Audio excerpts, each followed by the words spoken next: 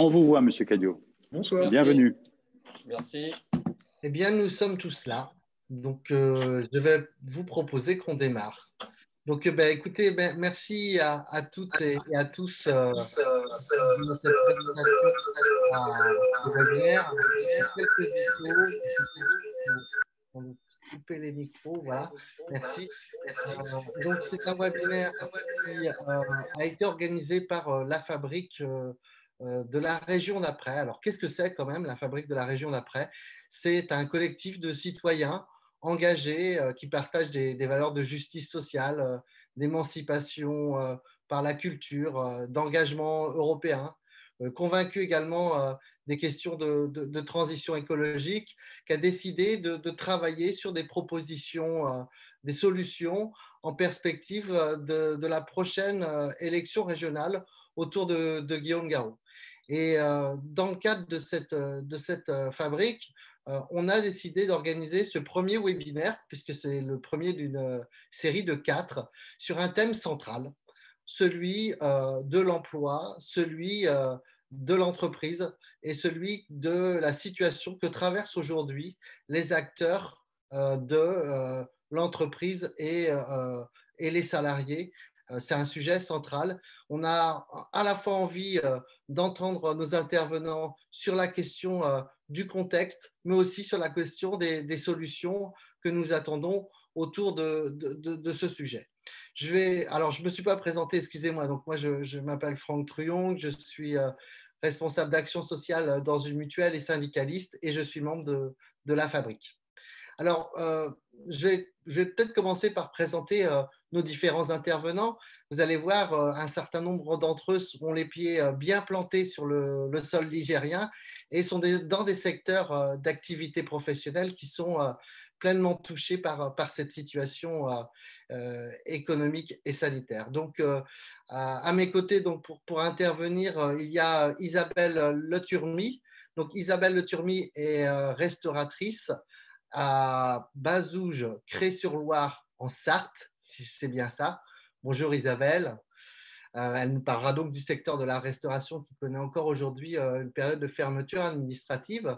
Nous avons également Jean-Luc Cadio. Alors Jean-Luc Cadio est le président de la CPME de Loire-Atlantique. Donc la CPME, c'est la Confédération des petites et moyennes entreprises de Loire-Atlantique. Bonjour Jean-Luc. Voilà, il nous parlera évidemment du secteur du commerce. Nous avons également Nathalie Auger. Nathalie Auger est gérante d'une SCOP qui s'appelle le Réseau pour l'emploi sur le Maine-et-Loire et qui va nous parler aussi d'un secteur dont on ne parle pas beaucoup et qui est pourtant pleinement impacté par cette crise économique, qui est le secteur de l'économie sociale et solidaire. Et puis nous avons Benoît Picard. Benoît Picard qui est secrétaire général de la CFDT sur la métallurgie en Mayenne. Voilà nos 4 intervenants de la première séquence. Et puis comme ils sont autour de la table, et je pense que tout le monde peut les voir, nous aurons une deuxième séquence avec 2 grands témoins qui réagiront aux propos de nos intervenants. Donc 2 grands témoins, Arnaud Marion, qui est, j'allais dire, un spécialiste des crises en entreprise. J'avais entendu dire que sur le quotidien Le Monde, on vous avait qualifié de serial redresseur, je crois. Donc voilà. Et puis Guillaume Garot, qui est la tête de liste, le chef de file pour les élections régionales pour la gauche. Voilà. Écoutez, avant de rentrer et de vous donner la parole, je vous propose que l'on passe à une petite vidéo assez courte, d'1 minute, qui va situer un petit peu le contexte.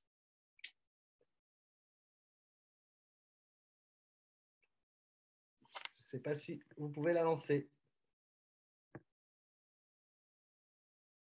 Alors.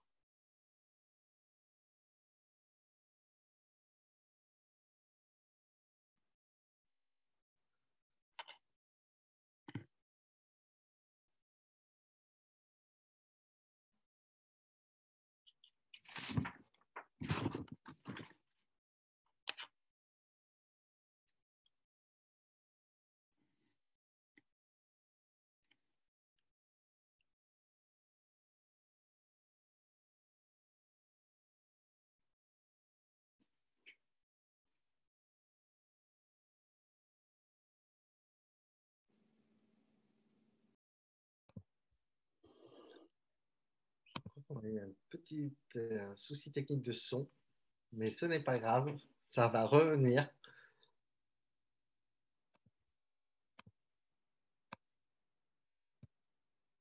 Les 74 salariés saumurois de Schneider Electric accusent le coup. Tout le monde ici est déjà résigné à l'idée d'un reclassement ou d'un espoir de reconversion. La fermeture du site annoncée par le groupe dans moins d'un an paraît inéluctable. Et à Nantes, le choc est profond quand le chiffre tombe. 484 postes supprimés, soit 20% des effectifs. En tenue de deuil, les commerçants du centre-ville nantais ont exprimé leur détresse, leur peur d'intégrer un gigantesque plan social invisible. Les ventes sont insignifiantes alors que les stocks sont pleins. Cette majorité, elle n'a pas pris la mesure de la crise dans laquelle nous sommes aujourd'hui. Et je pense en particulier à la crise économique. 20 000 chômeurs de plus depuis le mois de février. Ça, la région n'y peut rien. Ah ben si. La présidente de région. Ah ben si, mais détrompez-vous. Parce que la question qu'on peut se poser, c'est comment on peut accompagner ceux qui, du coup, sont au chômage.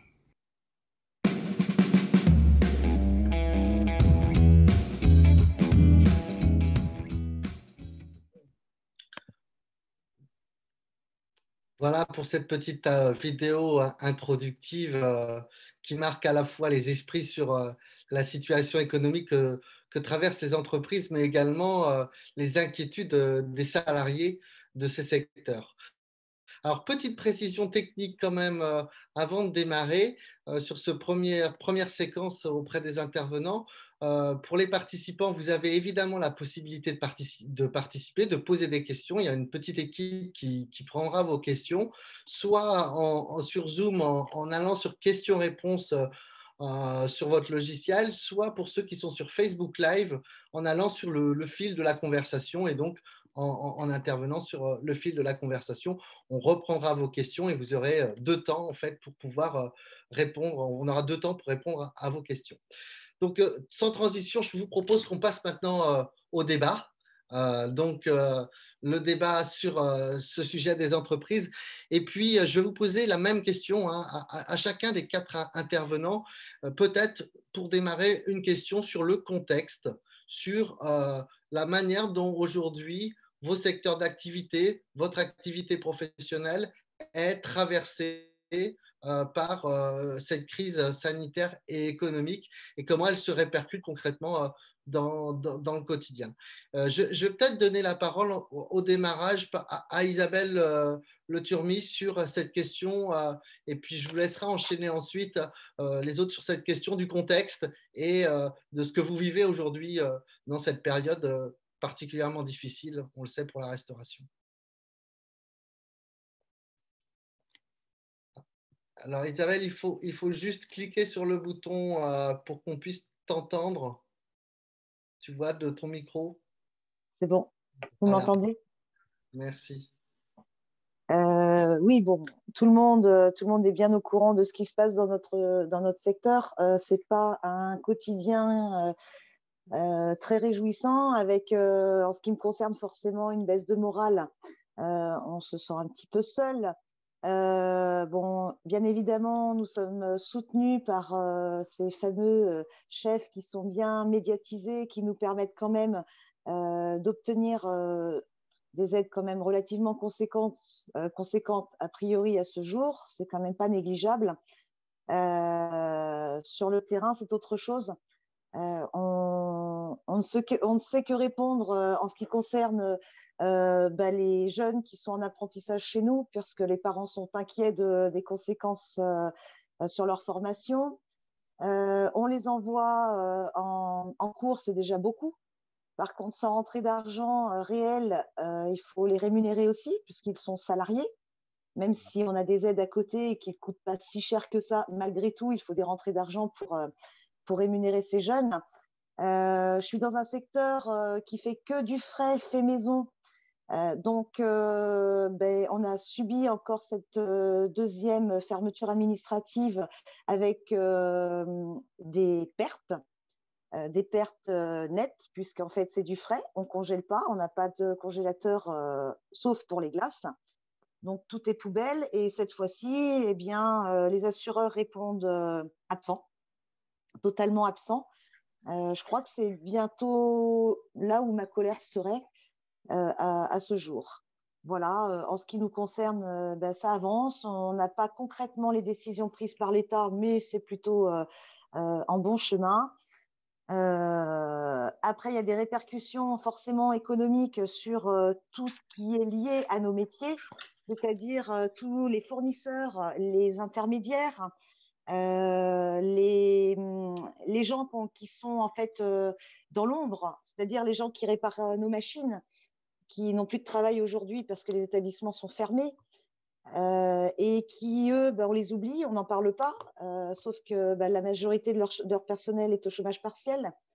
Enfin voilà, ça a des conséquences en fait énormes, producteurs, éleveurs. Enfin, voilà, il n'y a pas que nous. Nous, on est là, on souffre. Réouvrir, eh ben, ça on en reparlera. Évidemment, on ne demande qu'à travailler. Et dernière chose, on est très content pour nos salariés qu'ils soient au chômage partiel à 100%, parce qu'on fait partie quand même des secteurs privilégiés pour nos salariés, puisqu'ils sont rémunérés à 100% de leur salaire.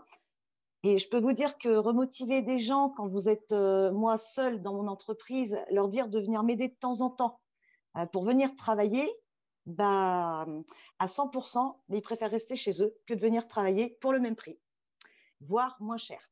Donc là, c'est pas facile pour motiver les troupes. Voilà. Donc c'est bien. Voilà, ça crée encore d'autres problèmes derrière. Merci Isabelle, et on voit toute l'importance que tu accordes à la question de la relation avec les salariés, qui est Ah oui. aussi une vraie inquiétude, hein, on le sent pour les restaurateurs. Jean-Luc Cadio, pour la CPME de Loire-Atlantique, ce contexte pour le commerce, quelle analyse vous faites aujourd'hui et Alors il faut, ouais, voilà. D'accord. Donc, bonsoir à toutes et à tous. Pour ce qui concerne aujourd'hui le département du 44, si on regarde la crise, bien sûr qu'elle touche une bonne partie des entreprises. Quand je fais une rétrospective, je regarde avec la CCI, où j'y suis aussi intervenant, je constate qu'aujourd'hui, 30 ou 40% de l'économie va bien. Vous savez, dans les crises, il y a toujours des gens qui surfent sur la vague, puis il y en a d'autres qui, il y a des gagnants et des perdants. Donc après, il y en a 30% qui sont dans une grosse difficulté. Je prends l'exemple de la restauration. Je prends également l'exemple de l'aérospatial, tout ce qui est le spectacle, tout ce qui est l'événementiel, les traiteurs et tout, c'est une catastrophe. Et je pense qu'après, il y a ceux qui sont au milieu, là, qui dépendent justement des grands donneurs d'ordre, et puis ceux qui dépendent aussi du bas, où leurs fournisseurs ou leurs clients sont en difficulté sérieuse. Eux se posent des questions sur leur avenir. Donc, c'est les 30%. Donc, ça, c'est, je dirais, la cartographie de la crise aujourd'hui. Et ce que je voudrais dire par rapport à tout ça, donc l'activité, je pense que les restaurants, le gouvernement, si j'écoute le maire, il a fait un discours sur LCI pendant 1 heure l'autre jour, il veut sauver la restauration, donc il met tout pour sauver la restauration. Mais derrière, il ne pense pas, comme disait Isabelle, à tous ces fournisseurs de matières premières, fournisseurs de matériel, qui aujourd'hui, eux, n'ont pas les aides et sont en grosse difficulté. Donc c'est bien beau demain d'ouvrir des restaurants, mais si les fournisseurs en amont ne sont plus là, comment ils feront pour travailler nos restaurateurs? Ça, c'est un premier point. Je pense qu'au niveau du département, on a quand même, le 44, une certaine solidarité. Tout le monde a fait le job. L'État, il faut reconnaître, a fait le job en prenant en charge le chômage à temps partiel pour 100% pour la restauration, a fait le job pour la prime de solidarité dernièrement pour les restaurants. Parce qu'il y a eu les petits restaurants euros. Je dirais qu'elles fonctionnent bien aujourd'hui pour ceux qui ont 2 ou 3 ou 4 salariés. Mais pour ceux qui ont 10, 15 salariés, les grosses brasseries, eux, ils sont à la rue totale au niveau des aides parce que ce n'est pas que 10 000 euros qui vont combler le déficit énorme des frais fixes, le loyer et la quote-part des frais personnels concernant les congés payés, qui ne sont pas pris en charge seulement depuis hier, peut-être une partie 10 jours, à vérifier et à confirmer.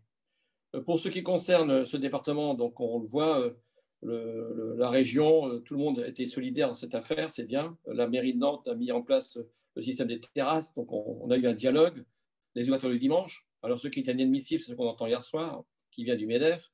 On a réussi pour le département du 44 par le dialogue social qui existe dans ce département. D'ailleurs, Franck, il est au courant parce qu'il était aussi à la manœuvre depuis 6 ans sur ce dossier-là. Je constate qu'aujourd'hui, on a eu un accord qui a été signé en 48 heures pour le département du 44 pour ouvrir 4 dimanches sur fin novembre et décembre. du matin à 10h jusqu'à 20h le soir. Et là, on s'aperçoit qu'aujourd'hui, les grandes distributions, par l'intermédiaire de la Confédération des grandes surfaces, s'est plaint au niveau du gouvernement à Paris parce qu'on avait mis dans notre arrêté comme quoi on interdisait les grandes surfaces au-dessus de 450 mètres carrés d'ouvrir. Voilà. Donc aujourd'hui, il a fallu qu'on en débatte. Heureusement qu'on est solidaire et que le préfet ne prenne pas encore de dispositions, mais il y a peut-être des chances que les grandes surfaces ouvriront les 3 derniers week-ends, et ce qui est déplorable, parce que les grandes surfaces aujourd'hui, ce sont quand même eux les grands gagnants de la crise. Et quand je vois ce qui se passe avec Carrefour aujourd'hui, c'est inadmissible. Ce grand groupe aujourd'hui a bénéficié du chômage partiel parce qu'on lui a supprimé les produits non essentiels pendant 2 ou 3 semaines. Ça, c'est un point important. L'apprentissage, donc, comme disait Isabelle, nous, on a des apprentis dans notre groupe. On a une trentaine d'apprentis. Je pense qu'il faut aujourd'hui, comme a dit Isabelle, avant tout sécuriser les salariés. Il faut entretenir un dialogue avec eux, créer des groupes de WhatsApp, les tenir informés, parce qu'il n'y a rien de pire qu'un collaborateur qui ne sait pas de quoi sera fait demain. Et puis, pour terminer par rapport à ça, il y a donc tous les petits commerçants, mais beaucoup de carnets de commandes aujourd'hui commencent à diminuer. Que vont devenir nos commerçants? D'abord, il y a les assureurs. Les assureurs n'ont pas joué du tout le jeu. Aujourd'hui, on reçoit des contrats d'assurance qui sont renégociés pour éliminer la perte d'exploitation que certains ont eue. Et d'autre part, les assureurs arrivent avec des augmentations de tarifs de 10% pour l'année 2021. Donc, vous imaginez, ils ont eu moins de sinistres et ils ont plus de... Ils facturent plus. Et puis, un autre point qui est déplorable, c'est que les bailleurs, aujourd'hui, n'ont pas joué du tout le jeu. C'est une mesurette que le gouvernement a trouvée sur les baux en demandant aux bailleurs de laisser 1 mois de loyer pour faire un crédit d'impôt de 50%. Comment voulez-vous qu'un bailleur soit intéressé pour 50%? Au moins qu'il ait 3 mois d'exonération de bail, il donne 3 mois à son locataire et qu'on lui prenne l'équivalent de 3 mois de crédit fiscal, pourquoi pas, mais pas 50% d'un mois, ça ne va pas aller bien loin.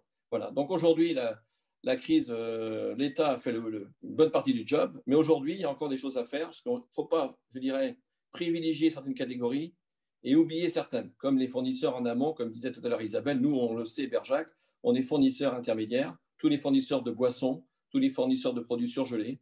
Aujourd'hui, eux, ils n'ont pas d'aide, ils n'ont que le chômage partiel. Donc, si vous regardez les coûts fixes, c'est énorme. Donc, il y a des sociétés aujourd'hui qui risqueront de baisser pavillon à la reprise. Voilà. Et pour le commerce au centre-ville, je parle aussi pour le commerce des magasins, où aujourd'hui, c'est une catastrophe, les ventes au niveau de l'équipement des personnes, tout ça, avec aussi Internet. Il est grand temps que l'État prenne des décisions pour taxer ces ventes par Internet qui, aujourd'hui, nous pénalisent drôlement, parce que demain, de quoi sera fait l'avenir de notre pays s'il n'y a plus personne pour payer les routes et tout ça, et si les impôts sont payés à l'étranger. Voilà. Donc, je dirais qu'au niveau de la CPME, on va continuer à batailler pour faire en sorte qu'on obtienne des satisfactions. Merci Jean-Luc. Et on voit que dans tes propositions, les conséquences en cascade de cette situation pour les commerçants, ce n'est pas que les commerçants. Et évidemment, la particularité des commerçants des centres-villes et des centres-bourgs que l'on connaît bien, puisqu'on a eu l'occasion d'y travailler ensemble. Je vais poser la même question sur la question du contexte, sur un secteur dont on n'a peut-être pas beaucoup parlé. Nathalie Auger, la question de l'économie sociale et solidaire, ton point de vue à l'échelle d'une SCOP sur le Maine-et-Loire. Alors, moi, je vais plutôt vous parler des réseaux, du réseau des SCOP et puis du réseau des associations et de ce qu'il en ressort. Moi, je dirige un cabinet de conseil en mobilité professionnelle, donc, où on accompagne des personnes qui sont licenciées économiques ou des salariés qui sont en repositionnement professionnel. Donc, notre secteur, à nous, il n'est pas tout à fait impacté de la même manière. Par contre, on a aussi une activité qui est importante de conseil en ressources humaines auprès donc des SCOP, du réseau des SCOP et du monde associatif. Et effectivement, ce qui ressort au niveau régional et au niveau national, mais également au niveau régional, c'est que comme vous disait M. Cadio, l'État a fait le job, les aides sont là, les prêts garantis par l'État, le chômage partiel, et effectivement, ce que nous, on a pu constater, c'est que par exemple, sur toute l'année 2020, nous, on a reçu moins de personnes licenciées économiques que les autres années. Donc, il y a plein d'entreprises qui, dans un contexte habituel, auraient pu péricliter et qui se sont aussi saisies de ces opportunités et donc ont retenu, donc, ce qui est très bien, ces problèmes de licenciement. Et ce qui ressort dans les réseaux, parce qu'on est sur des petites entreprises, hein, les SCOP et les associations, alors oui, il y en a des grosses, mais majoritairement, on est plutôt sur des petites entreprises, c'est que ce qui inquiète la Confédération générale des SCOP, c'est qu'il y a eu beaucoup d'entreprises qui se sont appropriées donc ces aides, mais qui, malgré tout, se trouvent dans un contexte, notamment avec le deuxième confinement, où, au-delà de l'arrêt brutal, c'est des commandes qui n'arrivent plus, c'est des perspectives qui ne sont plus là, parce que des fournisseurs, parce que ce que vous disiez tout à l'heure, Madame Le Turmi, il y a tous les gens qui sont autour et quand les gens ne commandent plus, il n'y a plus de commandes. Moi, j'ai entendu là, une visio avec la Confédération générale des SCOP où ils parlaient d'entreprises zombies, des entreprises qui sont vivantes parce qu'elles ont de la trésorerie un petit peu pour les salariés au chômage partiel. Et la prévision de redémarrage est extrêmement inquiétante et compliquée parce que quand il n'y aura plus le chômage partiel, quand il faudra redémarrer, eh bien, tout ça, enfin voilà, et les perspectives qui nous sont, nous, annoncées, alors par Pôle emploi, parce qu'on travaille pour Pôle emploi, et puis donc par les différents réseaux. Alors, moi, je suis dans le réseau des SCOP, mais j'imagine, Monsieur Cadio, vous pouvez dire la même chose sur l'ensemble des PME, qui nous annonce un deuxième trimestre 2021 assez catastrophique de ce point de vue-là, parce qu'effectivement, voilà, ça va tomber une fois que toutes les aides, toutes les béquilles, comme on dit, seront parties. Donc, et je rejoins également, alors dans le milieu associatif, hein, c'est pareil, le premier confinement, les associations faisaient remonter que finalement, pareil, l'État, les collectivités territoriales, la région, les départements ont joué le jeu, ont payé les subventions, les actions. Donc, moi, j'ai entendu beaucoup d'associations dans notre réseau qui nous disaient, mais on n'a jamais eu autant de trésorerie, quoi. Enfin, voilà, il y a vraiment. Et puis, voilà, après, il a fallu redémarrer, réintégrer tout le monde, relancer une activité, retrouver les actions qui étaient en place, etc. Et puis, le deuxième confinement, et là, voilà, là, les choses sont dures parce qu'on ne peut pas s'endetter indéfiniment. Que dans le monde associatif, les subventions ont été données pour l'année. Voilà, ça s'est fait. On ne va pas y revenir, on ne va pas en redonner d'autres.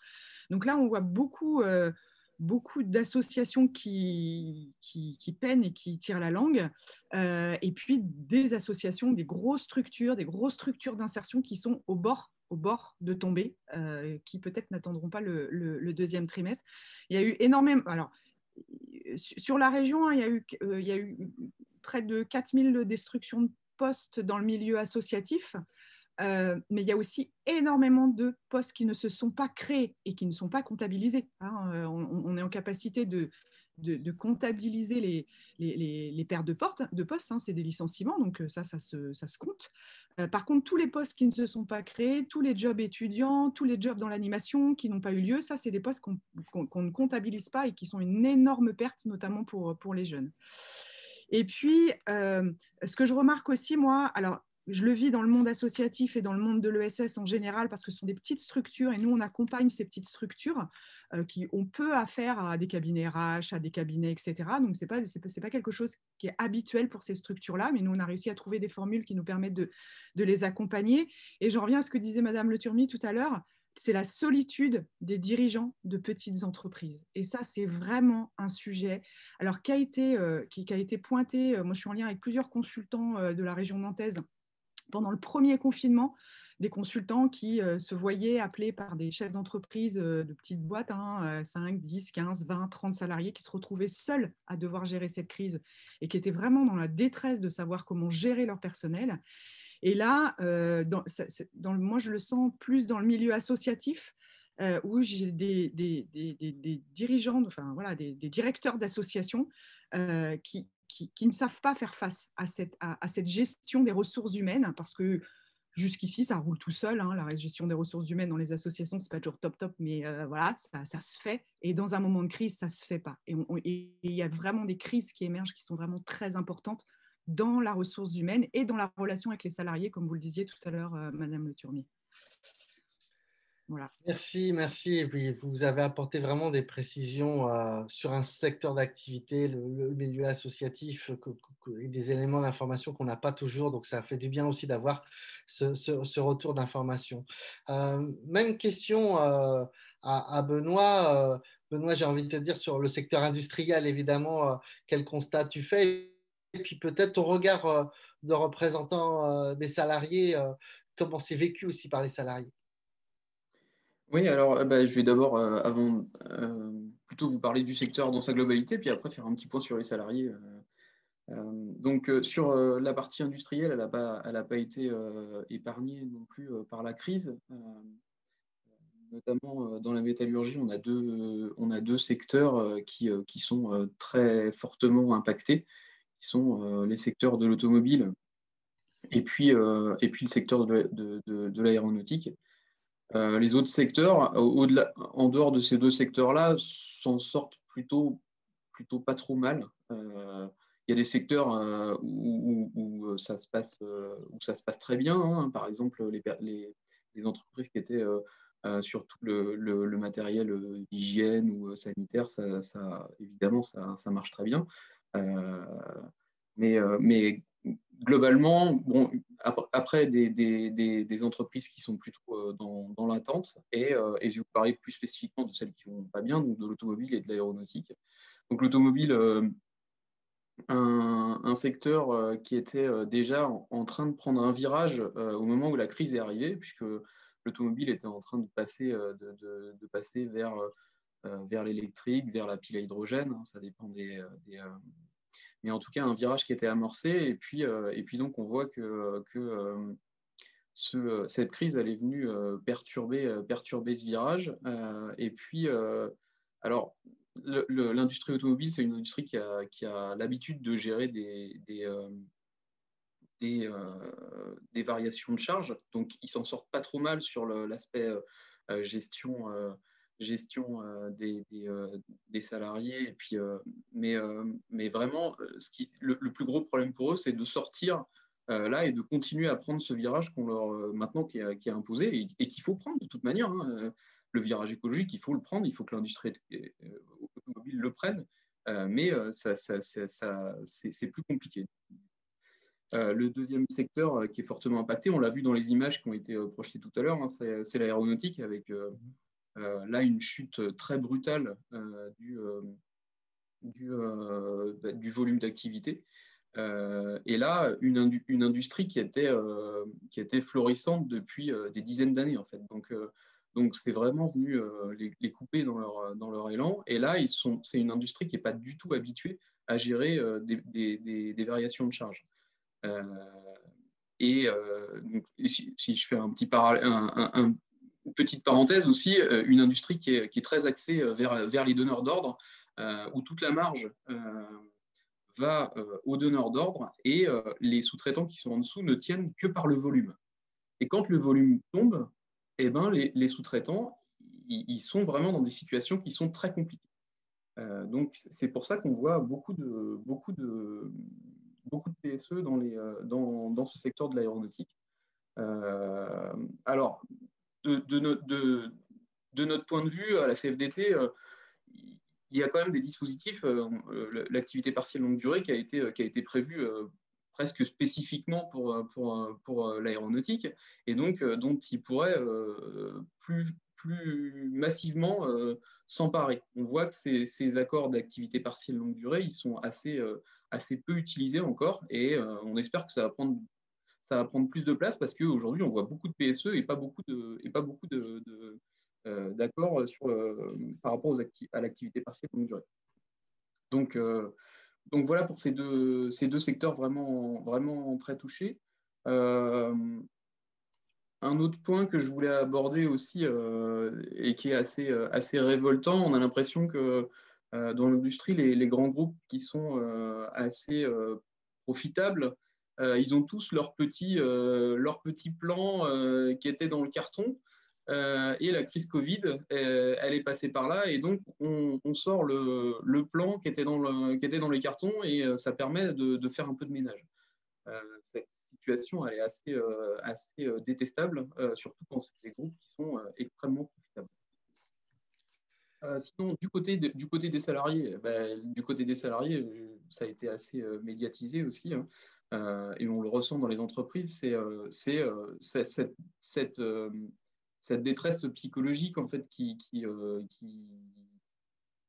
naît. Il y a presque un salarié sur deux qui est psychologiquement à bout, et parce que il y a plein de secteurs où les salariés ne peuvent pas travailler et ils sont dans une détresse parce qu'ils ne peuvent pas travailler. Et il y a des secteurs où ils ne se sont jamais arrêtés et où ils sont justement dans cette détresse parce que l'entreprise compte sur eux, la société presque compte sur eux et en fait, ils ont quand même cette boule au ventre d'aller chaque jour au boulot. Alors, elle diminue cette boule au ventre, mais c'est vraiment la crise, elle dure et ça devient très très long psychologiquement pour les salariés et il y a beaucoup d'épuisement là en cette fin d'année qui est vraiment compliqué pour eux. Alors après, je pourrais vous parler du télétravail, de plein de choses comme ça. Ça a été aussi très intense et Madame Mauger l'a dit sur la partie ressources humaines et les rapports avec les salariés, les partenaires sociaux ont été très sollicités dans cette période, avec parfois justement des contacts avec les salariés qui étaient plutôt compliqués à mettre en œuvre. Parce que certains étaient en activité partielle, d'autres en télétravail, d'autres étaient sur site. Enfin voilà, il fallait gérer avec ces trois situations à peu près en permanence et c'était vraiment compliqué pour avoir les sons de cloche, que ce soit pour les managers, que ce soit pour nous les partenaires sociaux ou que ce soit pour les services ressources humaines. Voilà ce que je pouvais vous dire sur la situation. On voit bien que les situations ne sont pas uniformes et qu'à chaque entreprise et à chaque contexte, les réponses doivent être différentes. Le temps tourne assez vite. J'ai envie de vous reposer un dernier petit tour de table comme ça avant de laisser la place aux questions. En une ou deux propositions, très rapidement, qu'est-ce que vous pensez être essentiel en termes de solutions dans les mois à venir, puis plus globalement, qu'est-ce qui va être important dans l'après-crise finalement. Vraiment en esprit synthétique, histoire qu'on ait voilà, un ou deux exemples ou une ou deux solutions concrètes qui vous paraissent, ou enjeux qui vous paraissent importants sur la période. Je vais commencer par le même tour de table, Isabelle.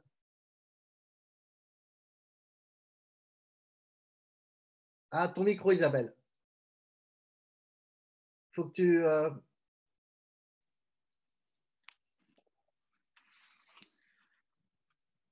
Alors, est-ce que... Je dois être sur muet. Là, vous m'entendez? Voilà, on t'entend. Pardon, excusez-moi. C'est une question délicate parce que l'après-crise, on a eu l'impression de la vivre déjà une première fois. Ouais, c'est vrai. Donc, on a déjà un début d'expérience sur cette après-crise qui, pour nous, en tout cas dans nos secteurs du commerce, hein, parce qu'il n'y a pas que la restauration, je suppose, au bout de 3 mois, on commençait à retomber sur nos pieds. Et voilà, ça recommence. Donc, à aujourd'hui, l'après-crise, de toute façon, c'est de demander à la population, pour nos commerces, d'être présente. Mais c'est déjà là maintenant qu'elle devrait être présente.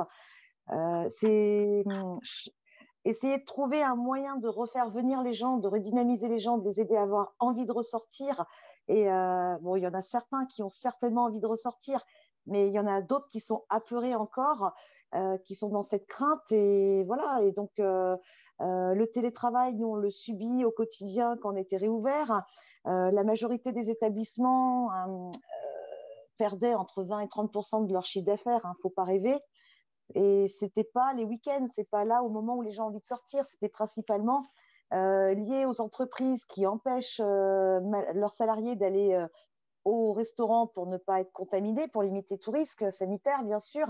Le télétravail, tout ça, ça en découle. Donc, l'après-crise, bah, voilà, faut, je pense, rassurer la population et leur redonner envie de consommer, tout simplement, et dans nos commerces, pas évidemment sur les sites étrangers, par exemple. Voilà. Oui, c'est vrai qu'on n'a pas évoqué la question du commerce en ligne, mais tu as tout à fait raison de souligner aussi le sujet. Monsieur Cadio, sur les solutions, vous en avez déjà donné quelques-unes, hein, mais vous avez déjà mis en avant quelques points, mais peut-être si vous voulez insister sur un ou deux points.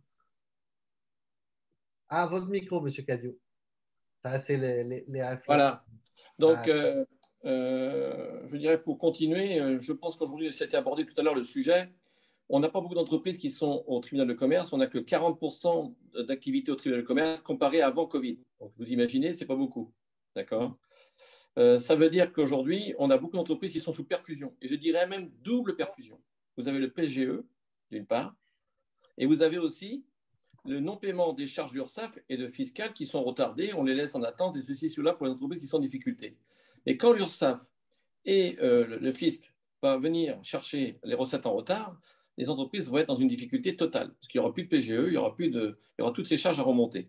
Donc ça veut dire qu'on va se retrouver avec une vague, comme on disait tout à l'heure, dans le premier semestre 2021, énorme au niveau du tribunal de commerce. Alors nous, aujourd'hui, on a créé le GPA au niveau de la CPME, PDL et puis 44. Nous, on a lancé ça déjà il y a 15 jours. On a recruté 9 bénévoles pour venir accompagner les chefs d'entreprise qui ont déjà des difficultés. Moi, hier matin, j'ai rencontré un dirigeant qui se pose des questions pour savoir comment il va reprendre ou comment il va arrêter son entreprise. Voilà. Donc, on est d'abord en train de faire un accompagnement en amont pour essayer au mieux de répondre à l'attente de ces gens qui sont en difficulté. Ce que je voulais dire aussi, c'est qu'au niveau du commerce, il faut qu'aujourd'hui, Internet, on dit oui, Amazon va venir à Montbert.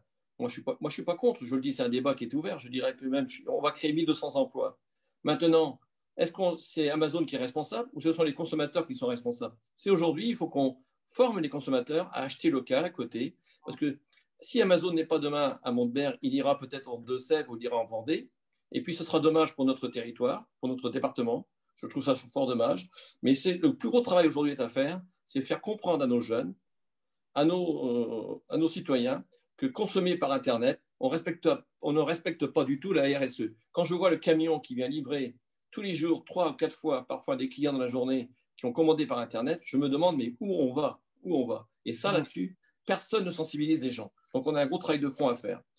Et puis, le plan de relance a été abordé tout à l'heure par un collègue, à vous, concernant la Mayenne. Le plan de relance, il ne faut pas qu'il soit gardé uniquement pour les grosses entreprises qui ont des projets, qui sortent des cartons pour faire. Le plan de relance, il doit être aussi pour faire accompagner les entreprises qui ont besoin de se restructurer, de rebondir. Mais si c'est pour aller donner un plan de relance à Beignet, parce que ceci ou cela, moi je veux bien, mais Beignet n'a pas besoin du plan de relance. Je pense qu'aujourd'hui, c'est plutôt les PME locales qui sont aujourd'hui en difficulté, qui ont besoin comment on appelle ça, d'argent pour prévoir des projets qui vont les aider à se diversifier ou à rebondir. Et puis le dernier point que je voudrais aborder, avant, on travaillait pour vivre. Aujourd'hui, on ne vit plus pour travailler. Aujourd'hui, on a un autre cadre de vie, les gens. Donc il faut que les managers dans les entreprises, avec le télétravail, avec tout ce qui va autour, il faut qu'il y ait un véritable dialogue social qui soit instauré par l'écoute du dirigeant, la convivialité, le respect. Et je pense que les entreprises qui vont bien aborder la reprise avec la sécurité, en sécurisant leurs collaborateurs, en ayant un esprit de convivialité.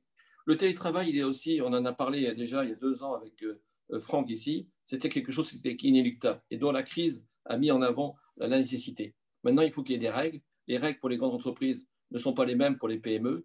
Et aujourd'hui, le télétravail doit s'adapter par rapport ça ne doit pas être fait par rapport à un cadre législatif. Il faut laisser de la flexibilité aux PME. Voilà. Donc, moi, je suis optimiste, mais on va laisser pas mal de gens sur le bord de la route.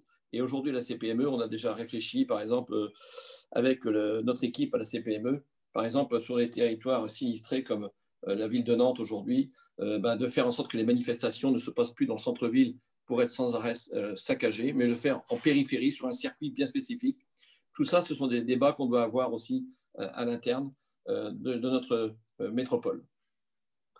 Merci Jean-Luc. Nathalie. Comme l'a dit Monsieur Cadio, moi, si je devais me ressortir une idée de ça, alors ça fait longtemps que j'alerte voilà, mes différents interlocuteurs là-dessus, que ce soit je travaille avec le département, je travaille avec Pôle emploi, je travaille avec les collectivités territoriales sur Angers, et c'est vrai qu'il y a eu énormément de dispositifs depuis des années pour accompagner les demandeurs d'emploi. Dans leur licenciement économique ou quand ils sont demandeurs d'emploi. Il y a des choses qui existent. La région fait des choses en formation, le département fait des choses, les collectivités territoriales font des choses. Enfin, voilà, il existe des choses. Alors, on peut toujours faire mieux, mais il existe des choses. Par contre, la question de l'accompagnement des entreprises et des petites entreprises, alors il y a celles qui sont soutenues par, ou qui sont soutenues par des syndicats ou qui ont un réseau ou une fédération autour d'elles qui peuvent trouver un peu d'aide et un peu de soutien, mais il y a tout le maillage des très petites entreprises et des associations et des petites scopes, enfin voilà, de tout qui n'ont pas la culture d'être aidés et qui n'ont pas l'habitude de faire appeler à l'incapacité de ressources humaines, qui n'ont pas l'habitude de faire appeler. Alors, il existe des dispositifs comme le dispositif local d'accompagnement sur les associations, mais c'est très peu. C'est un diagnostic de 3 jours, et puis derrière, il n'y a pas d'argent pour accompagner la mise en œuvre de ce diagnostic. Et ça, c'est vital. Un chef d'entreprise, comme le disait M. Cadio, s'il est aidé par des experts, s'il est appuyé. Moi, j'ai une responsable d'association qui m'a confié un de ses recrutements et qui a une grosse difficulté dans son association, qui me dit « Mais moi, je suis prête à vous payer de ma poche pour que vous veniez m'aider à passer ce cap parce que je ne veux pas être toute seule, c'est trop difficile. » Donc, il y a vraiment ce besoin-là, c'est de s'appuyer sur les réseaux, les syndicats, les réseaux d'entreprises, les syndicats d'entreprises, ou les réseaux comme nous dans l'ESS, il y a le réseau de la CRES, il y a les réseaux locaux de l'ESS ou l'URSCOP, enfin voilà, tous les petits réseaux, et de leur donner les moyens d'accompagner les petites entreprises et de fournir l'accompagnement, l'expertise et la mise en œuvre de l'accompagnement. Voilà, moi, ça fait longtemps que je suis sur ce cheval de bataille, et puisqu'on me demande mon avis, je le donne. Merci. On sent cette question de l'accompagnement et des secteurs qui sont, entre guillemets, un peu hors radar, qui nécessitent un vrai suivi, un vrai soutien. Je terminerai par Benoît Picard de la CNDP. Oui, alors je vais aller vite aussi sur les 2 dernières questions. Alors d'abord,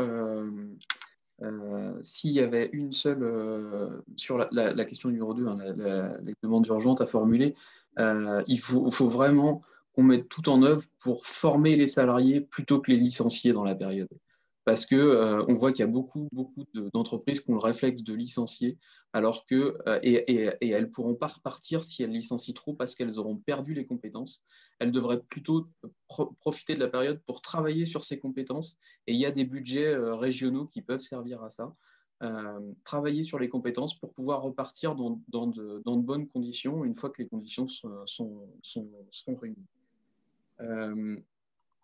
Et sur la question numéro 3, préparer l'après-crise, je vais m'attarder un peu plus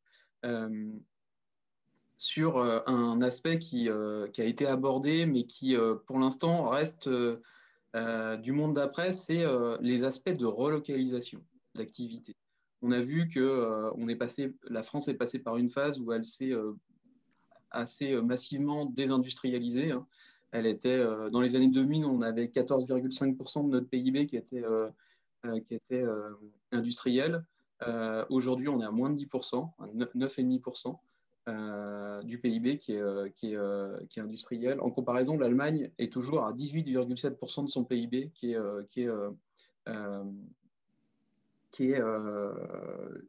tenu par la partie industrielle. Si on essaye de faire un comparatif, j'ai lu il n'y a pas longtemps une note du Centre d'études et de prospective et d'information internationale sur les raisons de cette désindustrialisation massive française. Une des raisons qu'ils évoquent, c'est que on ne consulte pas assez les salariés sur des décisions importantes comme celle-là. Et en Allemagne, par exemple, dans les entreprises de plus de 2000 salariés, il y a la moitié du conseil de surveillance qui est tenu par des représentants des salariés. On n'a absolument pas ça en France et on voit que sur des décisions comme ça qui peuvent se faire parfois parce que les entreprises sont forcées, mais aussi parfois parce qu'il y a beaucoup de gains financiers à faire.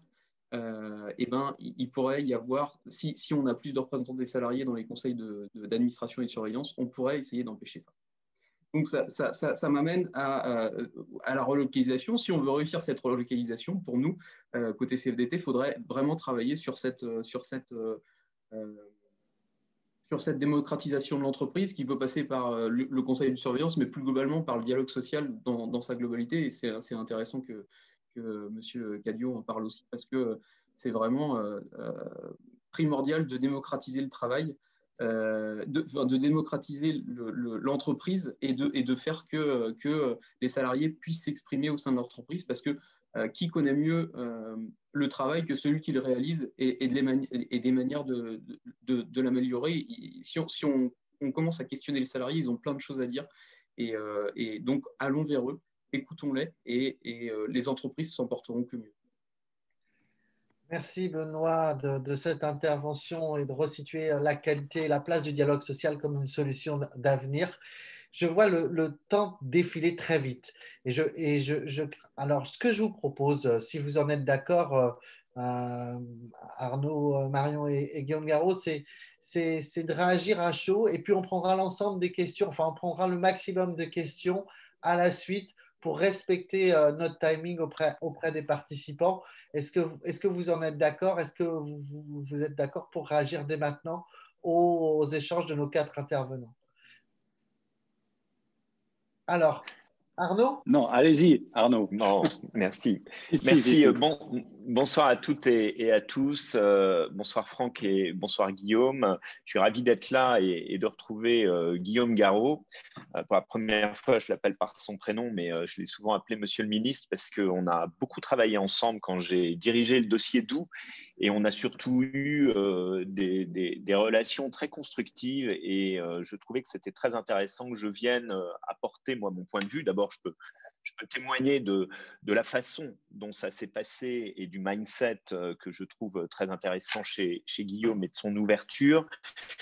Et effectivement, là, on est tous confrontés. Vous savez, je suis très, très touché par ce que j'ai entendu. Je vais vous dire pourquoi je suis très touché, parce que tout le monde est dans un vrai discours de vérité et pas dans un discours d'idéologie, ni dans un discours de complainte. Donc ça, c'est à l'honneur du territoire et je ne suis pas étonné parce que j'ai quand même beaucoup travaillé dans ces régions-là et dans les pays de la Loire. Donc je retrouve là une mentalité positive pour s'en sortir. Et moi, ce que je dirais, c'est que je n'ai entendu que des choses vraies. D'abord que oui, l'État était là. Ça ne sert à rien dans ces moments-là de vouloir rejeter la faute.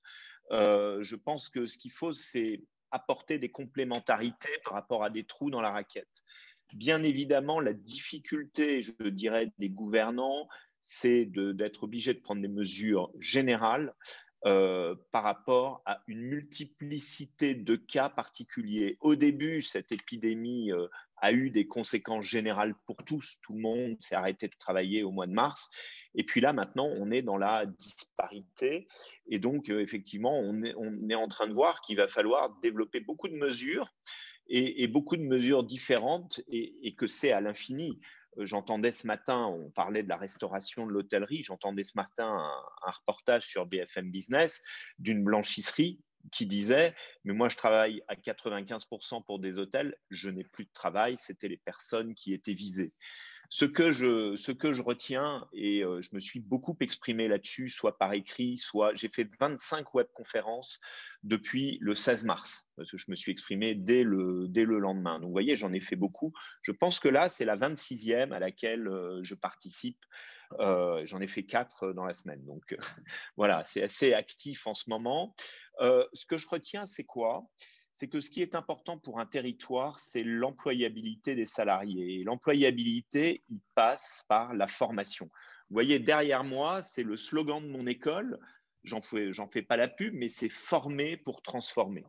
Moi, je fais partie de ces patrons qui considèrent que c'est primordial, le dialogue social, il est primordial dans l'entreprise. Dans un dépôt de bilan chez nous, Guillaume Garot peut en témoigner, j'ai passé 7 accords d'entreprise. Alors, on revenait de loin chez nous, il n'y avait pas eu de dialogue social pendant des décennies, mais j'ai passé 7 accords d'entreprise pendant ce qu'on appelle la période d'observation, dont des accords de participation, d'intéressement, de pénibilité, d'égalité hommes-femmes, de GPEC, à laquelle je crois beaucoup autres. Donc, l'employabilité d'un territoire, il passe par des choses, des savoirs fondamentaux, il faut appeler un chat, c'est souvent la réalité, la triste réalité, notamment dans le milieu industriel. Il ne faut jamais renoncer par rapport à ça. Par l'anglais, pour pouvoir élever un certain nombre de catégories dans un monde qui est mondialisé, bien évidemment, dans une économie qui est mondialisée. Et puis, moi, j'ai toujours lancé des projets permis de conduire. Ça paraît trivial, mais c'est tellement cher de passer son permis de conduire quand on est jeune. Et le permis de conduire est un moyen de l'employabilité. Donc, moi, je retiens ça. Et le dialogue entre les entrepreneurs, les chefs d'entreprise et les salariés, c'est vraiment quelque chose qui est primordial. Ce que cette crise a montré, et c'est inédit, c'est que pour la première fois, tout le monde regarde dans le même sens parce qu'on n'incrimine pas. Vous savez, moi, j'ai été dans des situations, mon métier, c'est de gérer des crises, c'est-à-dire que quand il y a un échec, pour pouvoir sortir de crise et sauver les entreprises et donc les emplois. Donc la stigmatisation parce que vous êtes seul dans la crise, et je l'ai vraiment vécu chez nous, on est passé 1000 fois près de la liquidation judiciaire, la solitude du chef d'entreprise qui se retrouve, et on en a eu des exemples ce soir, qui se retrouve seul avec les problèmes, et c'est le dernier espoir des salariés. Moi, un des grands enseignements de cette crise, je l'ai dit dès le 19 mars, l'entreprise comme corps social s'est réaffirmée de façon extraordinaire cette année. On a vu que l'entreprise manquait à ses salariés. C'était peut-être quelque chose que les chefs d'entreprise avaient besoin peut-être d'entendre ou de se rassurer là-dessus. Et c'est ce qui a permis de mobiliser les énergies, effectivement. Donc aujourd'hui, on a une situation un peu singulière, hein, et je vais laisser la parole à Guillaume Garot, mais en fait, avec un afflux d'argent qui ne règle les problèmes que momentanément, et j'incrimine personne quand je dis ça, mais on finance de la destruction de valeur avec de la dette. Aucune dette ne peut être remboursée quand elle vient face à de la destruction de valeur. Une dette, c'est un étalement de charges dans le temps. Ça sert à financer de la croissance et donc de la création de valeur, et on va rembourser cette dette année après année avec les fruits de cette croissance. Là, on a un sujet, on sait qu'il faudra sortir de ce PGE, qu'il faudra en sortir notamment pour les entreprises. Vous savez, sur les 120 à 130 milliards de PGE, 50 et quelques milliards ont été consommés, le reste a été thésaurisé. Donc, je ne parle pas des entreprises qui ont fait de l'épargne de précaution, c'était leur droit, c'était possible, mais je parle en tout cas des entreprises qui, elles, ont consommé leurs prêts. On va pas, ce serait complètement fou, on ne va pas les mettre effectivement en dépôt de bilan par rapport à ça. Et puis, dernier point, avec cette multiplicité des aides, nous sommes en train de pousser les problèmes devant. 2021 va être terrible pour ça parce que tout va arriver au même moment. On a à peu près quasiment 2 fois moins de faillites que l'an dernier, qui était une année d'hypercroissance. Ça, c'est quelque chose, moi, qui, comment dirais-je, m'angoisse parce que à un moment, on va débrancher cette perfusion et l'état de manque va se faire effectivement pour les entreprises. Et c'est là, effectivement, où ça risque d'être extrêmement compliqué. Pour conclure, aujourd'hui, le chef d'entreprise, il est obligé de se projeter dans un monde qui ne se prévoit plus. C'est sa grande difficulté, c'est notre grande difficulté à tous, de tous les côtés de la barrière, et y compris des salariés. Et oui, Benoît, je préfère 1000 fois des salariés en formation que des salariés payés à 100% chez eux en chômage partiel. Bien sûr, et à la limite, je préfère même, je vais vous dire, je vais beaucoup plus loin, je préfère qu'on paye des salariés à travailler plutôt qu'à ne pas travailler, si je suis un petit peu dans la provocation. Merci Arnaud, Arnaud Marion pour ces informations. On voit bien, et ça a été dit aussi, hein, cette question de la trajectoire, cette question de cette perspective. On sent que les conséquences de la crise, elles seront à mesurer aussi dans le temps. Et on attend des moments difficiles. Guillaume Garot, à l'échelle régionale, chef de file de l'action sociale et économique, pardon, qu'est la région, quelle analyse toi tu portes sur ce qui a été dit et sur les propos de Arnaud en particulier? D'abord, je trouve que le débat était passionnant depuis presque une heure maintenant, parce que c'était extrêmement divers et les regards étaient très, très différents. Et en même temps, j'ai trouvé que les propos des uns et des autres étaient très convergents dans l'analyse. Et il y a une première chose qui apparaît très clairement, et tu viens de le dire, Franck, et Arnaud le disait aussi, c'est que on n'a encore rien vu.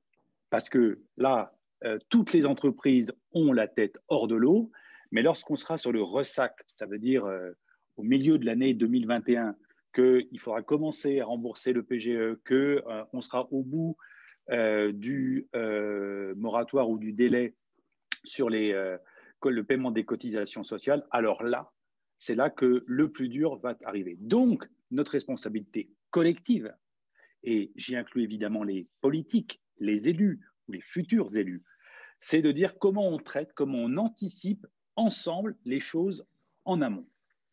Et à la lumière de ce que vous avez dit, et je reviendrai tout de suite vers Arnaud, parce que son expérience comme serial redresseur, c'était le sujet dans Le Monde. Mais juste un mot sur Arnaud, que je remercie encore vivement de sa présence ce soir.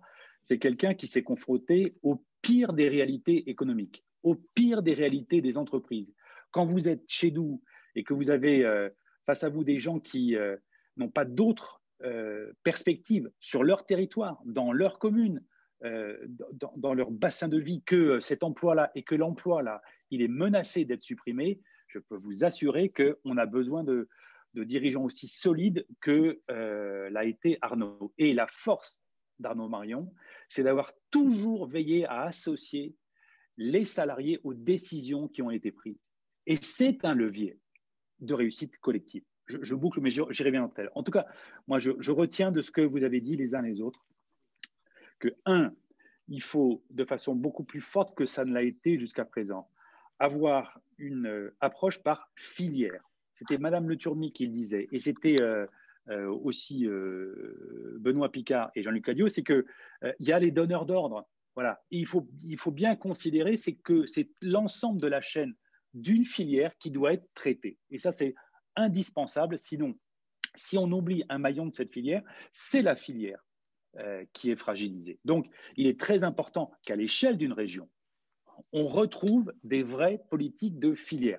Je suis bien là dans l'amont, je suis bien là dans l'anticipation, je suis bien là dans la préparation de l'avenir. Alors, qu'est-ce que ça signifie en termes d'aide aux entreprises? Est-ce qu'on est convaincu ou pas? Moi, je pose des questions ce soir. Est-ce que le prêt est la bonne solution? Est-ce qu'il ne faut pas imaginer d'autres façons d'accompagner, c'est le mot qui est revenu, d'accompagner les entreprises? Est-ce que c'est une action sur les fonds propres? Peut-être il y a quelque chose à voir là-dessus.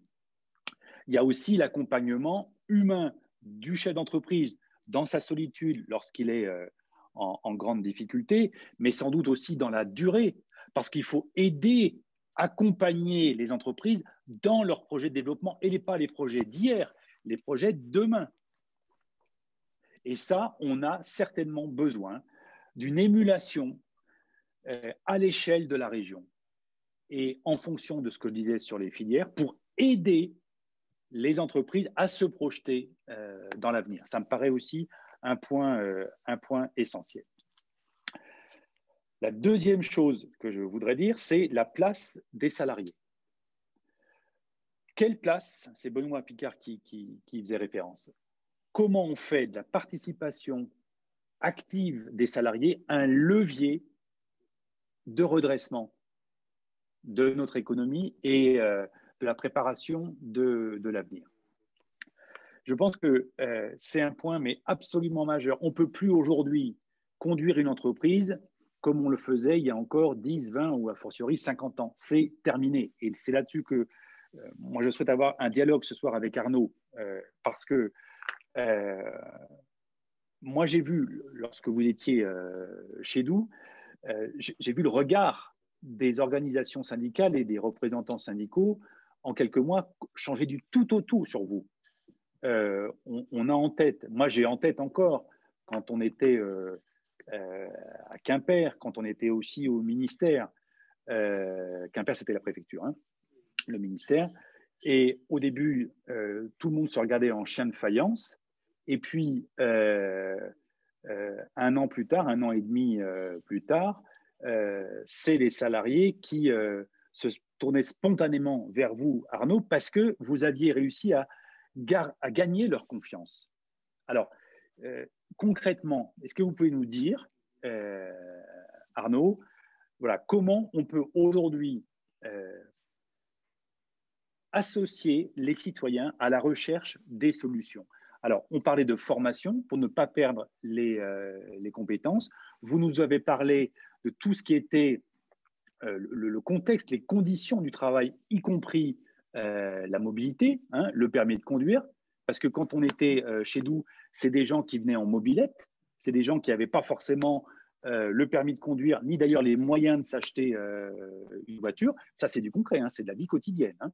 Bon, donc comment on peut aujourd'hui ouvrir des vraies perspectives aux salariés pour dire c'est avec vous qu'on va trouver des solutions. Et rien ne se fera sans vous. C'est très important qu'on puisse vous entendre là-dessus parce qu'une politique régionale, elle doit traiter de l'aide, de l'accompagnement des entreprises et elle doit ouvrir des perspectives, évidemment aussi, aux salariés. Oui, alors le sujet est un sujet beaucoup plus large que le simple dialogue social. Je crois qu'aujourd'hui, une entreprise ne peut pas se transformer, elle ne peut pas évoluer sans ses parties prenantes. Et je pense que c'est très important. C'est-à-dire, c'est un peu, je vais éviter d'être rasoir, mais l'intérêt social de l'entreprise. On est parti de l'origine des sociétés au 19e siècle. C'était plutôt l'intérêt des associés de l'entreprise. Aujourd'hui, c'est l'intérêt des parties prenantes. Ça rejoint ce que dit Benoît.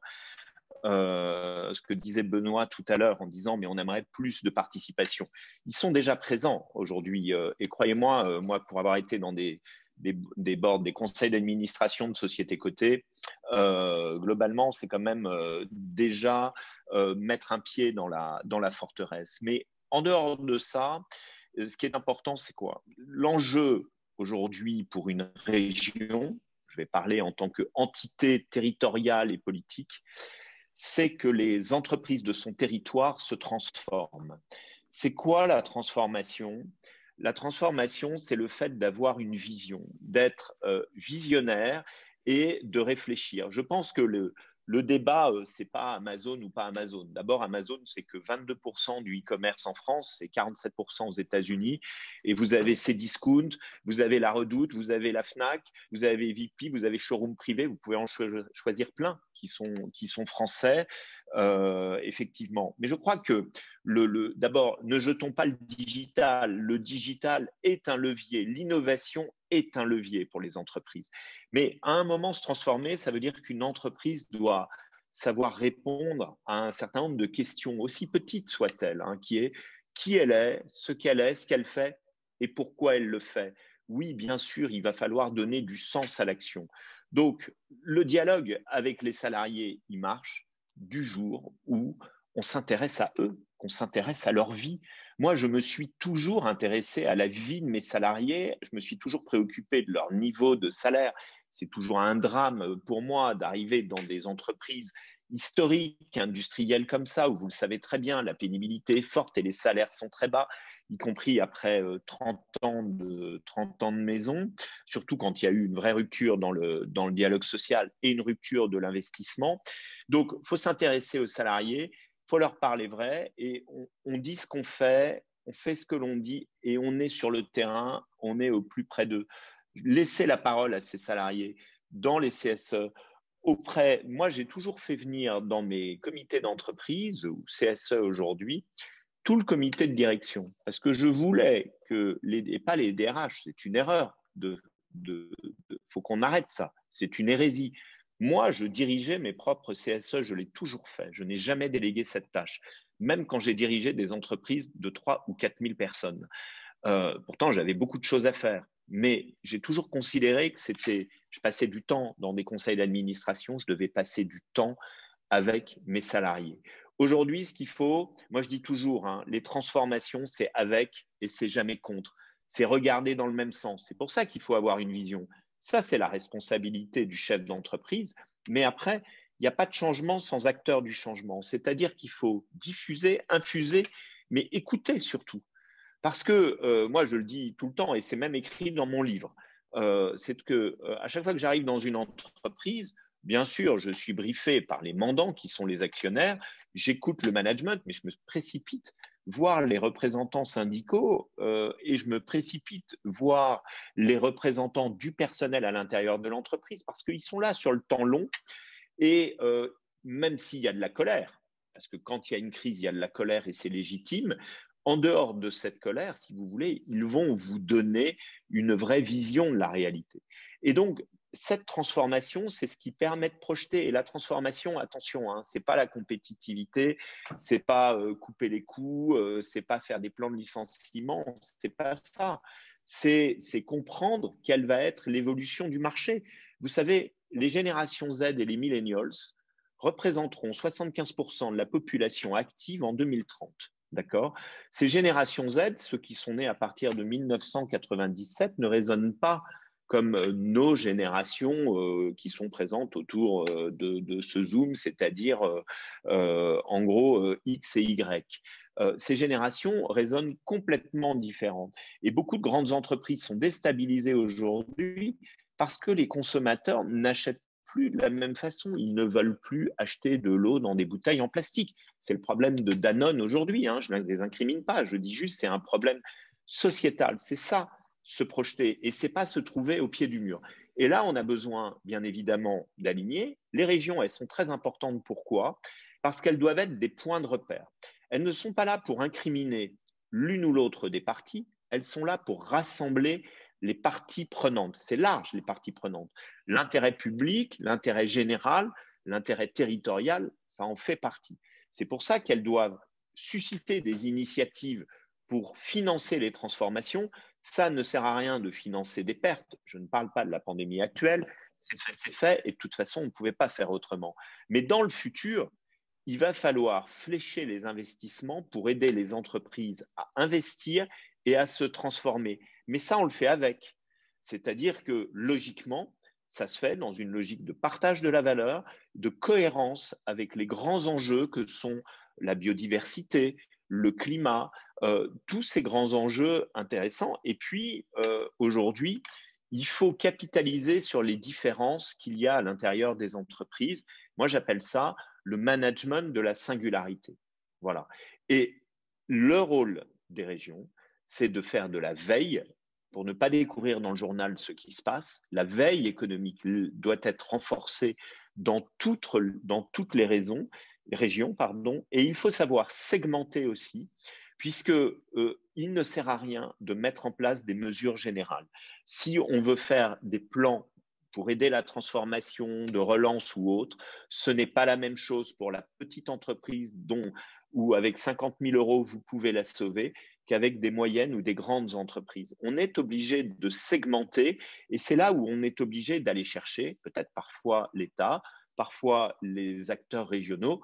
Et moi, je dis, les régions, je dirais, il y a l'entité politique et puis il y a l'entité territoriale et il y a les entrepreneurs de ces régions. Il faut aider les entrepreneurs de ces régions à faire du mentoring et à aller aider les autres entrepreneurs. Je pense qu'il y a une notion de solidarité aujourd'hui. Moi, je passe une grosse partie de mon temps aujourd'hui à précisément aider parce que j'estime que c'est ma mission et que c'est mon rôle, comme j'essaye de le faire ce soir, de donner des éclairages, d'écouter. C'est très important, si vous voulez, d'écouter. Et donc, en ligne rouge, pour finir, et pour relaisser la parole à Guillaume, si vous voulez, il faut accompagner les salariés, les chefs d'entreprise dans les moments difficiles, parce qu'il y en aura. Il ne faut pas se dire on n'en veut pas. C'est une erreur de dire qu'on n'en veut pas. Il faut accompagner ceux qui partent, mais il faut accompagner ceux qui restent. Si une entreprise, à un moment, perd tous ses moyens financiers et n'en a plus pour ceux qui restent, vous savez, généralement, ça va dans le mur 12 mois à 24 mois après. Et c'est ça que l'on veut éviter. Donc, les régions, elles doivent être les acteurs de la relance, en fait, et c'est elles qui doivent susciter les interactions entre parties prenantes. En tout cas, moi, c'est ma vision moderne aujourd'hui sur ce que doit être la transformation. Merci Arnaud, merci Guillaume pour ce dialogue, cet échange et cette analyse. Je vous propose qu'on prenne le dernier quart d'heure comme on s'était engagé à le faire, à moins qu'il y ait une demande d'intervention, mais vraiment aux questions. On va essayer d'en prendre quelques-unes. Il nous reste un petit quart d'heure pour ne pas trop dépasser les horaires et veiller à la conciliation entre la vie perso et l'engagement. Voilà. Je laisse la parole à Garance s'il y a quelques questions auprès de nos intervenants. Je ne sais pas si elle m'entend. Bonsoir, je vais vous poser une question de Monique qui a été envoyée via Zoom. Je me rappelle qu'en 2008, la situation des entreprises était préoccupante et pour leur permettre de ne pas licencier, le conseil régional avait financé la formation des salariés. Qu'en pensent M. Cadio et M. Picard? Ne serait-il pas transposable aujourd'hui? Il y a également une question de Thierry, aussi posée via Zoom. L'ESS est un vivier d'emploi dans la région, c'est environ 15% des emplois régionaux, mais j'ai l'impression qu'il s'agit d'un secteur qui se développe essentiellement dans les grandes villes. Alors, comment développer ce secteur dans les zones plus rurales? Donc, c'était une question adressée à Madame Auger. Très bien. Alors, Benoît? Oui, moi, je vais prendre la parole. De toute façon, je pense que Jean-Luc Cadio, donc je pense pour répondre à Monique, c'est vrai que c'était en 2008 une bonne initiative.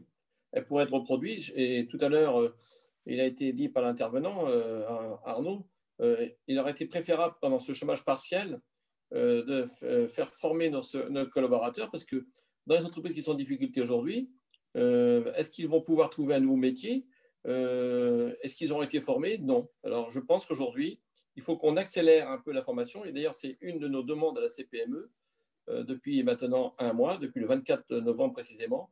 C'est une de nos demandes, c'est de faire en sorte de privilégier la formation pour nos collaborateurs pour mieux rebondir dans les entreprises qui seront en difficulté. Et là, je trouve qu'il faut apporter des aides et des solutions. Voilà. Et sinon, aussi l'apprentissage, continuer à travailler dessus. Et ça, c'est aussi, je dirais, très important. Une de nos propositions que j'ai oublié de dire tout à l'heure concernant la CPME et qui va être dramatique, c'est qu'on voit déjà des dossiers arriver où les entreprises sont en liquidation et le dirigeant, il n'a pas demandé cette crise. La crise est venue par le Covid, c'est un virus qui est épidémiologique mondial. Ces entreprises qui étaient en bonne santé avant le Covid se retrouvent, parce que c'était dans l'événementiel. Aujourd'hui, 8 mois après, elles ont déposé le bilan et le dirigeant va être obligé de vendre sa maison parce qu'il a une caution et sa femme et ses enfants, ils vont les vivre. Voilà. Donc moi, je demande aussi que l'État fasse des efforts pour éviter que les banques actionnent les cautions des entreprises qui sont mortes par le Covid. Et ça, ce n'est pas de leur faute, hein, ces entrepreneurs, mais on ne peut pas laisser ces gens dans la détresse. Il y en aura suffisamment comme ça. Donc voilà. Mais la formation, c'est un point essentiel. Et je rejoins aussi Arnaud sur le management. Moi, je partage totalement son point de vue. C'est que les entrepreneurs d'aujourd'hui doivent avoir une vision, mais surtout, ils doivent être des entraîneurs et ils doivent être des gens qui motivent avec un langage clair et précis. Et surtout, il y a tous les outils aujourd'hui dans le Code du travail pour faire du dialogue social, le CSE, tout ça, ça a été révisé, revu. On a tous les outils qu'il faut. On peut faire des accords d'entreprise, il n'y a pas de souci pour tout. Donc voilà, aujourd'hui, il faut qu'on accompagne nos collaborateurs dans la formation. Benoît. Oui, tout à fait. J'ai déjà eu l'occasion de le dire tout à l'heure, mais oui, former plutôt que licencier, c'est primordial. Après, je pense qu'il y a déjà pratiquement tout ce qu'il faut, puisque le dispositif d'activité partielle est déjà plus avantageux quand les salariés sont formés pendant qu'ils sont en activité partielle. Il y a plus de prise en charge par l'État de leur maintien de salaire. Donc, il faut évidemment aller dans cette voie-là et que les employeurs se saisissent de ce dispositif.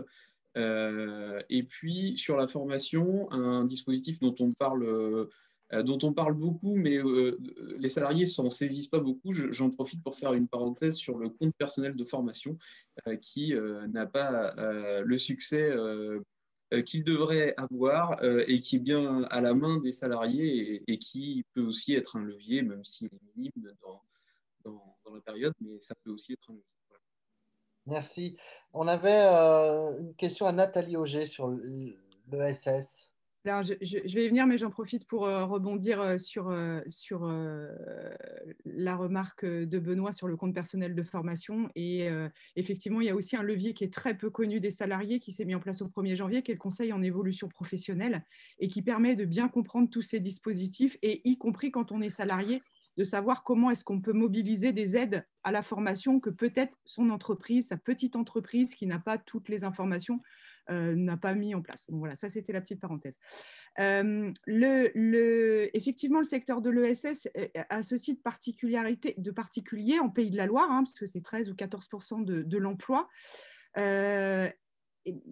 Mais on est sur 4 grandes familles qui sont les associations, les coopératives, les mutuelles et les fondations. Alors des mutuelles, des fondations, on retrouve ça effectivement dans les grandes villes.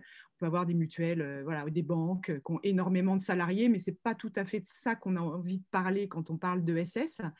Il y a de la grande disparité, par exemple, entre le monde des SCOP et le monde associatif. Dans le monde des SCOP, alors même si tout n'est pas rose dans le monde des SCOP, mais on retrouve la présence des salariés dans les conseils d'administration, on retrouve voilà, tous ces éléments qui ont été développés par Monsieur Marion tout à l'heure et qui sont aussi des leviers. Une SCOP, elle n'est pas achetable par un fonds de pension, étranger. Et les salariés sont impliqués dans le développement de leur SCOP. Alors, plus c'est grand, plus c'est compliqué, mais ça reste quand même le principe. Donc, un des moyens de développer les emplois dans l'ESS, ça peut être aussi d'accompagner des entreprises à être pris par leurs salariés si possible, ou des transmissions d'entreprises. Il y a aussi toute une génération de patrons de petites entreprises qui vont partir à la retraite et dont les salariés peuvent reprendre l'entreprise. Donc, c'est un des leviers pour développer l'emploi dans l'ESS. Et il y a un gros travail qui est fait par l'Union régionale des SCOP en Pays de la Loire sur toutes ces générations qui partent à la retraite et donc pour accompagner les salariés sur du moyen terme ou sur du long terme à reprendre l'entreprise.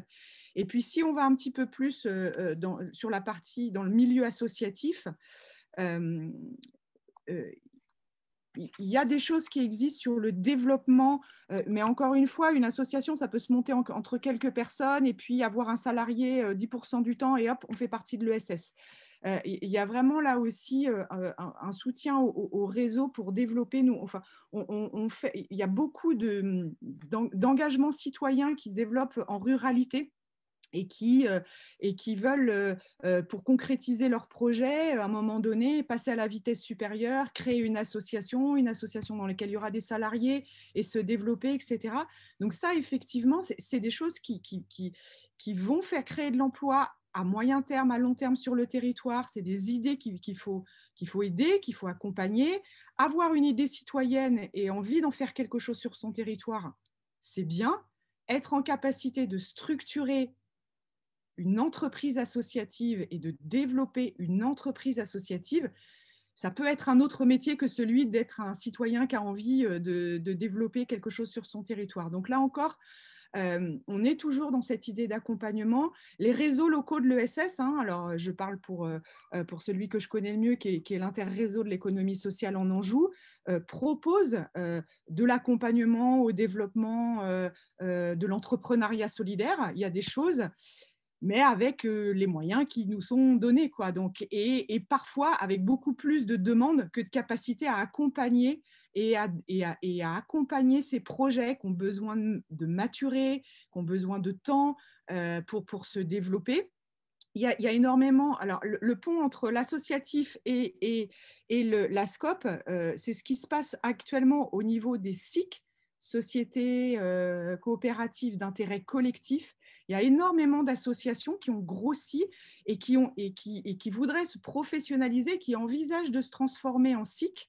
Là aussi, ça demande beaucoup d'accompagnement et ça permet de se structurer, ça permet de faire rentrer dans un fonctionnement associatif, de faire rentrer ce que vous disiez, Monsieur Marion, tout à l'heure, mais une structuration, du dialogue social, de la considération des salariés, etc. etc. Et ça permet. Et là encore, c'est un besoin d'accompagnement qu'il y a pour que ces projets citoyens puissent voir le jour sous forme d'entreprises qui peuvent se développer. Merci Nathalie. Je vois l'heure défiler. Il nous reste 2 minutes. Alors, est-ce qu'on reprend une ou deux questions ou je pense que, à moins que quelqu'un a envie de dire un dernier mot plutôt sur ces échanges? Oui, Arnaud et Guillaume. On vous laissera les mots de conclusion et puis je clôturerai. Évidemment, ça donnera lieu à beaucoup plus de débats, mais peut-être qu'on en fera un autre sur les entreprises, un webinaire, vu la passion que ça suscite. Arnaud. Merci Franck. Bah, tant mieux si on se dit à la fin d'un… Vous m'entendez? Ouais. Si on se dit à la fin d'une webconférence qu'on a encore plein de choses à se dire, ça veut dire qu'on est en plein dans le débat et la réflexion. Moi, j'ai juste une chose à dire. Ce qui est important, c'est d'aider les entreprises à ne pas se mentir à eux-mêmes. Et j'ai compris que Jean-Luc, tout à l'heure, était sur la même ligne que moi. C'est très important. C'est très dur pour un dirigeant de se dire « je suis en crise, je suis en difficulté ». Donc, toutes les parties prenantes qui peuvent les aider à ne pas se mentir à eux-mêmes, ça leur évitera de mentir aux autres, en fait, parce que c'est quand on se ment à soi-même et qu'on ment aux autres qu'on va complètement dans le mur. Ça, c'est vraiment vraiment le premier point. La deuxième chose, c'est que la crise, ça nécessite d'être sur un mode décisionnel. Il ne faut pas retarder. Si on voit qu'on commence à être en difficulté, il ne faut pas hésiter à franchir en prévention les portes d'un tribunal de commerce ou de son syndicat ou de son association, etc. Parce que sinon, ça embarque tout le monde dans le mur. Et souvent, les droits d'alerte ou ce genre de choses, ça arrive toujours trop tard. Moi, on m'appelle toujours trop tard. Et donc, c'est vraiment ce que je veux dire. Et ensuite, si vous voulez, pour finir, c'est de dire que on l'a bien vu ce soir. Moi, j'ai trouvé qu'on n'était pas dans des discours de complainte, on est dans des discours réalistes. C'est quand on est réaliste qu'on peut prendre à froid les sujets. Ne considérons pas qu'après cette crise du Covid, où une entreprise est affaiblie, ne considérons pas que c'est conjoncturel. Vous savez, quand on commence à dire que c'est de la faute des autres et que c'est conjoncturel, c'est que c'est carrément structurel et que c'est beaucoup plus profond. Il faut aller soigner. Là, on a joué aux médecins du SAMU, d'accord, c'est normal, pour laisser personne sur le bord de la route. Ça a plutôt bien marché. Maintenant, on rentre dans la deuxième phase, celle où il faut soigner durablement pour avoir un rétablissement du malade. Et donc, je pense que ça, c'est extrêmement important. Il faut justement s'avouer ses faiblesses structurelles pour mieux les soigner et pour mieux transformer ces entreprises. C'est tout ce que je voulais rajouter, outre le plaisir d'avoir eu à participer à ce débat ce soir. Merci beaucoup. Alors, je donnerai le mot de la fin, Guillaume. Mais plaisir partagé. Moi, j'ai trouvé franchement que c'était passionnant, notre échange, mais vraiment, vraiment. Et moi, j'ai pris plein de notes durant cette réunion. Et je retiens 2 ou 3 choses. Et j'ai moi aussi envie de continuer, continuer à approfondir tel point ou telle orientation. Moi, je retiens une chose. La question que je me pose, moi, comme responsable politique, c'est comment on est efficace? Comment demain, la région, notre région, Pays de la Loire, pourrait être plus efficace dans le contexte de crise où nous sommes et qui manifestement va durer. Donc, c'est quoi l'efficacité publique? Donc, l'efficacité des soutiens publics. Demain, je retiens 3 mots de notre échange ce soir. 1, c'est anticiper. 2, c'est se projeter. 3, c'est associer. Et ça vaut pour les entreprises, bien sûr. Ça vaut pour les filières, à traiter comme filières. Ça vaut pour les salariés. Et ça vaut, on n'en a pas parlé ce soir, sauf sur la fin, pour les territoires. Parce que moi, j'ai toujours en tête ce que j'ai vu comme ministre. Quand vous avez des boîtes aussi importantes que Doux, que GAD, voilà, qui sombrent sur un territoire, c'est tout le territoire qui sombre avec elles. Donc, il faut être capable de donner des outils demain au territoire pour construire des projets de rebond économique, de développement économique, en lien avec ce qu'on vient de dire ce soir et avec les leviers qu'on a évoqués. Il n'y a de ressources que d'hommes, c'est évident, et ce sera vraiment ça doit être une ligne de force dans les politiques publiques qu'on devra conduire tous ensemble. En tout cas, merci infiniment, moi je vous le dis vraiment du fond du cœur, merci de cet échange qui nous a fait progresser tous ensemble ce soir en tout cas. Moi je veux le dire, ça m'a fait avancer, je suis très heureux de l'avoir fait avec vous. Eh bien, merci à tous et à toutes de cette participation à ce webinaire. Vraiment, ça a été un plaisir de vous entendre. Évidemment, il y aura des suites. Il y aura des suites d'ailleurs dès jeudi de la semaine prochaine, à la même heure, sur un deuxième sujet, un webinaire qui sera consacré à l'éducation, qui aura pour titre « À la maison, à l'école, à l'université, éviter une deuxième vague de décrochage scolaire ». Ce sera jeudi prochain à 19 h et on vous attend nombreux à la fabrique de la région d'après. Merci à vous et bonne fin de soirée. Merci, bonne fin de soirée. Au revoir. Merci beaucoup.